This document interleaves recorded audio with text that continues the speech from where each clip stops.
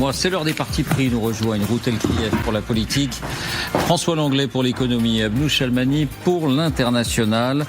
Bonsoir à vous trois. Et c'est vous qui commencez, Ruth.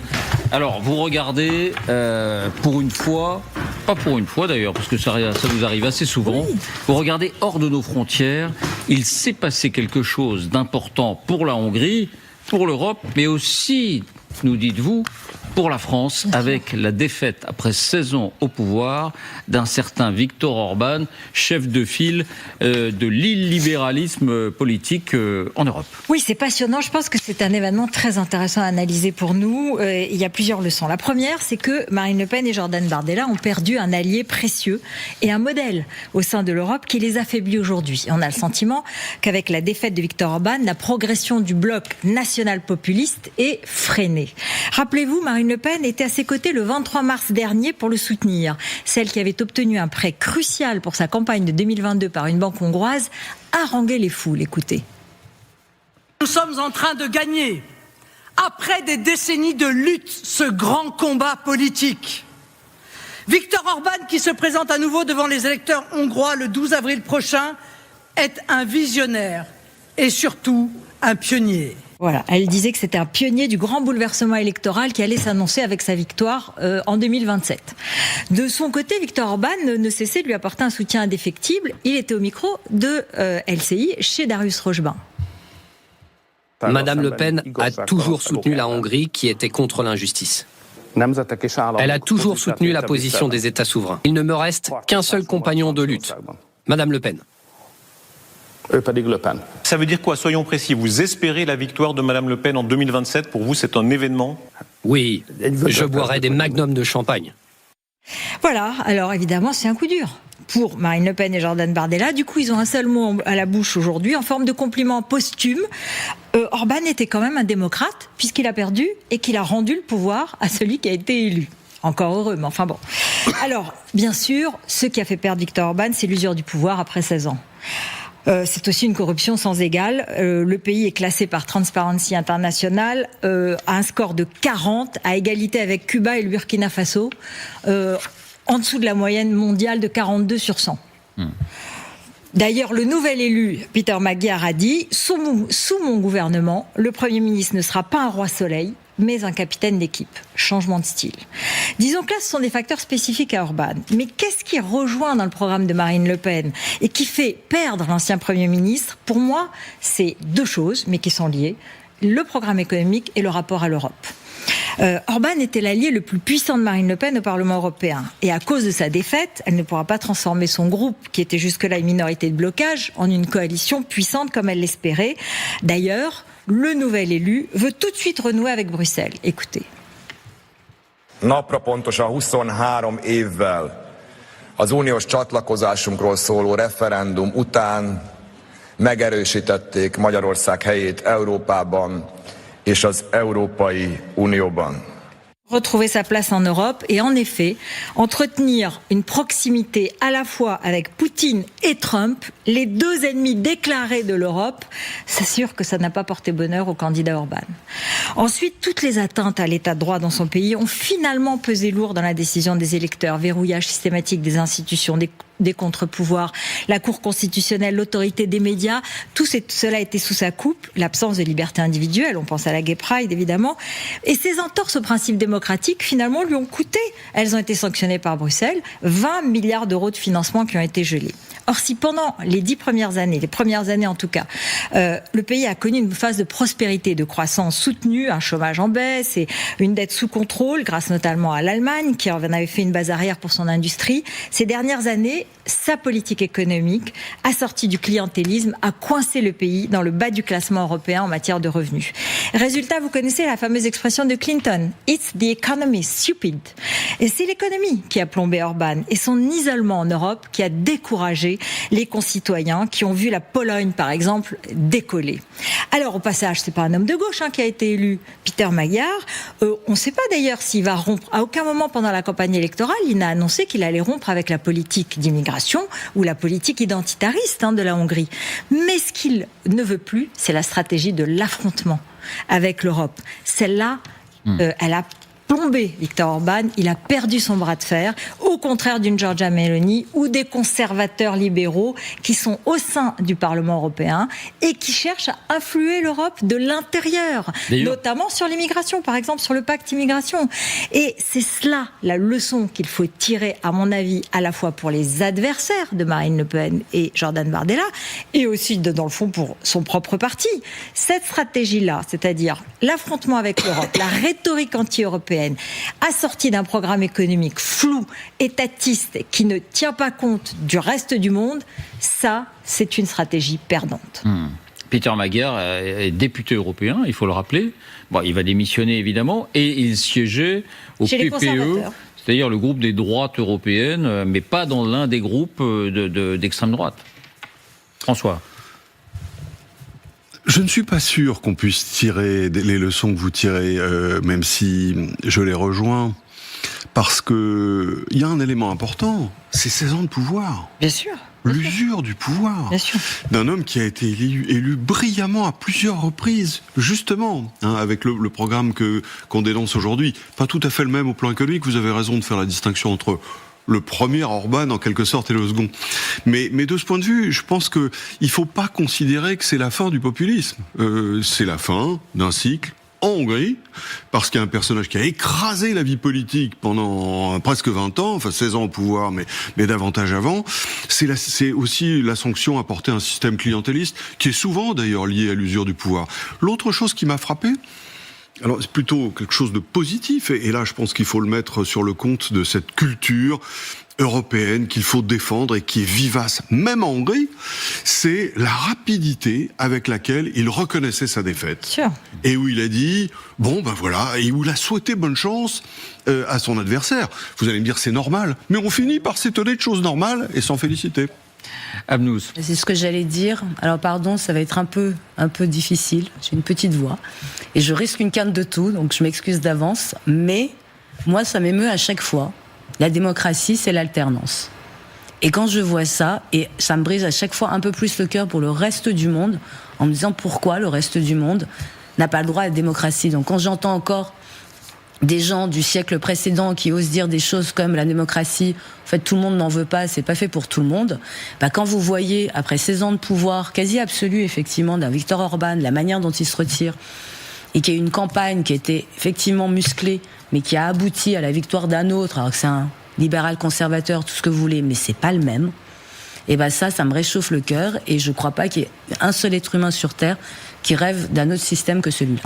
Deux choses, une révolution pour l'Europe sans doute, une évolution positive pour l'Europe et pour l'Ukraine. Oui. Parce que Orban s'opposait auprès de 90 milliards. Lui, c'est pas sûr qu'il l'accepte, mais en tout cas, alors, il y a d'autres opposants quand même, mais bon, en tout cas, ça va lever une partie des freins. Voilà, et y compris d'ailleurs pour le 20e train de sanctions contre la Russie également, où Orban avait mis son veto. La deuxième chose, c'est qu'il y a 2 ans en Pologne, le PiS, un autre grand parti illibéral qui était au pouvoir depuis longtemps, a été battu. Alors depuis, il y a eu un président PiS qui est revenu, donc les choses sont un peu complexes. C'est une cohabitation, mais il n'empêche que même les pouvoirs les plus autoritaires dans un système démocratique qui dure aussi longtemps, les citoyens choisissent de changer, et que ça c'est possible. Rien que le fait que ce soit possible et effectif, c'est merveilleux. Moi je crois que c'est l'isolement, le sentiment d'être isolé en Europe, qui fait que les Hongrois ont eu l'impression d'être différents des autres Européens, parce qu'ils étaient dans une forme de guerre anti-européenne, d'être trop marginalisés au sein de l'Europe malgré tout.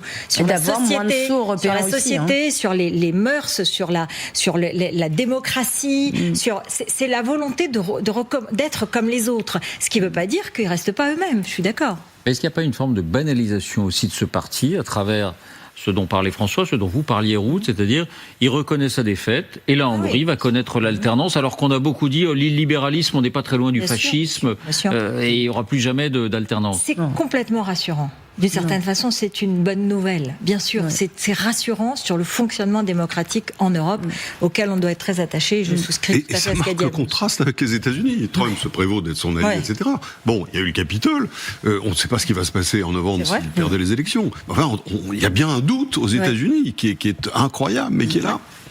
Vous gardez la parole, François. Votre parti pris économique, cette fois, c'est une étude détaillée sur les cols blancs, sur la banque en particulier, et vous dites, oui, la grande peur de l'intelligence artificielle quant aux suppressions d'emplois, cette fois, elle est bien là.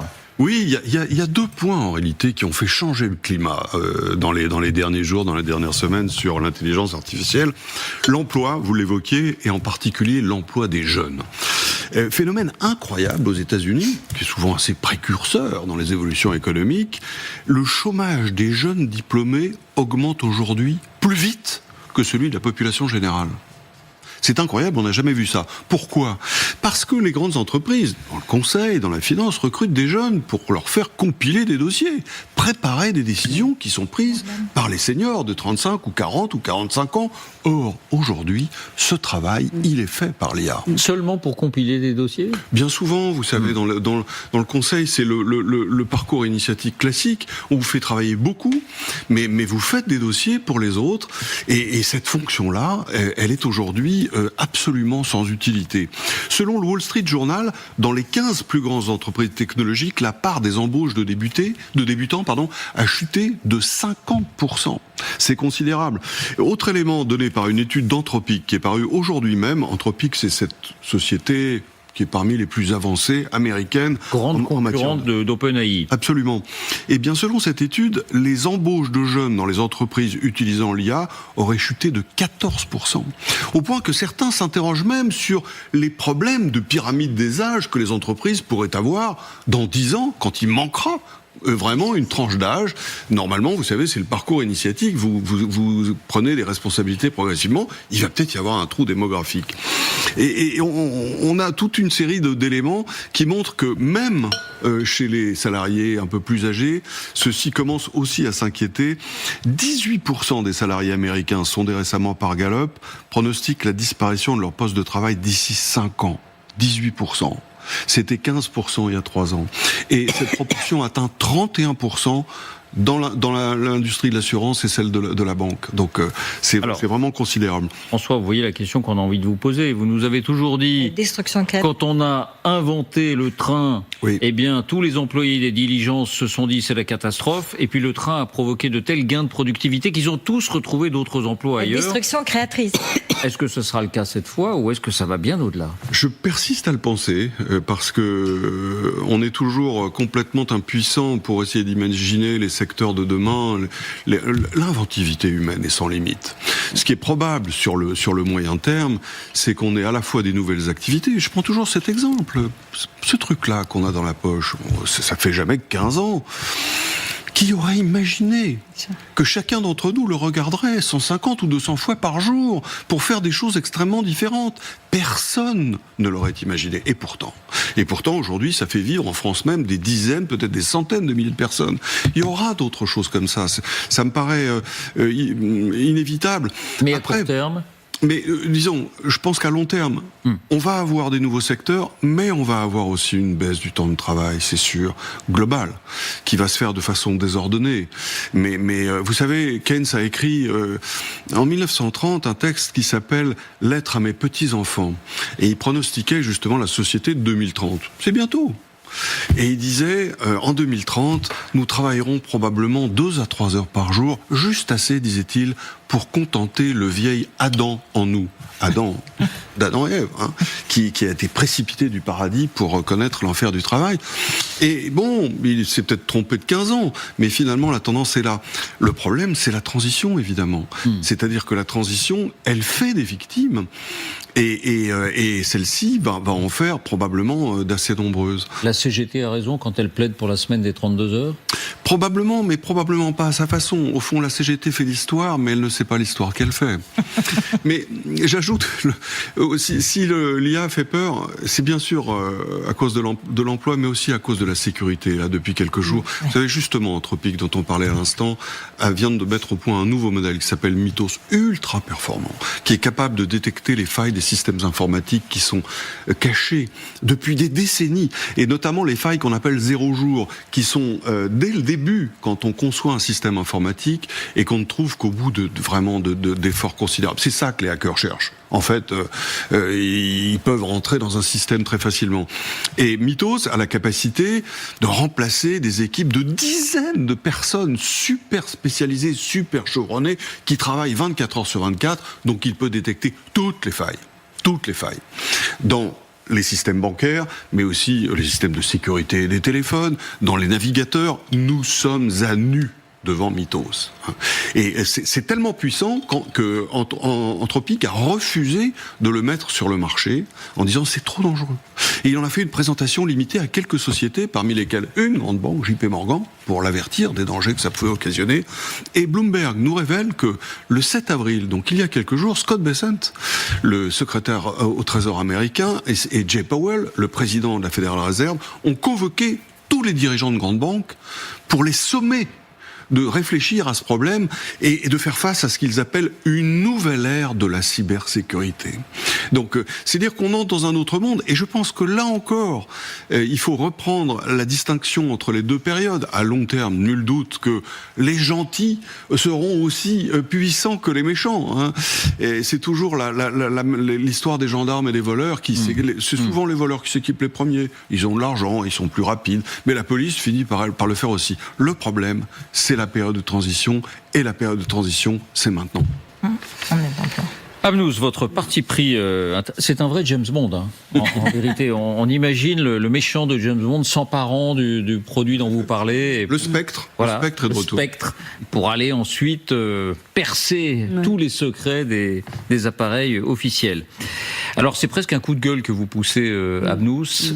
Que va faire le pape en Algérie ? Vous vous posez la question. Et un coup de gueule ralenti, donc comme vous allez le constater, le pape est donc en Algérie depuis ce matin. C'est la première fois de l'histoire qu'un souverain pontife foule le sol algérien. Et pour comprendre pourquoi, il faut se rappeler que Léon XIV, donc le nouveau pape, est un augustinien de formation et de conviction, un augustinien jusqu'à l'os, si je puis me permettre. Depuis le début de son pontificat, il a cité une centaine de fois Saint Augustin. Je reviendrai 16 siècles en arrière jusqu'à cet homme né en 354 à Tagaste, aujourd'hui Soukaras, Saint Augustin donc, qui est le vrai billet d'avion de Léon XIV. Mais avant tout, qu'est-il allé faire dans cette galère ? Parce donc, que, vraiment. Augustin, c'était à la fin de l'Empire romain. Et je vais revenir dessus, vous allez adorer, vous allez apprendre plein de trucs.